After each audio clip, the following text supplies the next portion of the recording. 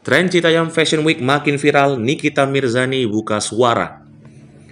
Pro kontra viralnya Citayam Fashion Week membuat artis kontroversial Nikita Mirzani ikut berkomentar.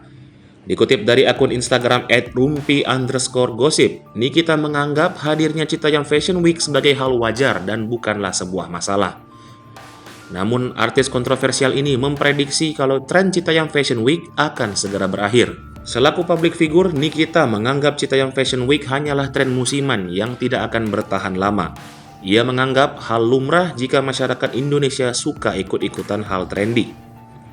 Setelah viral, kata Nikita Mirzani, orang-orang yang mengangkat Citayam Fashion Week diprediksinya akan mulai meredup. Tidak hanya itu, Nikita Mirzani juga sempat menyinggung sosok Baim Wong yang diketahui mendaftarkan Citayam Fashion Week menjadi hak paten.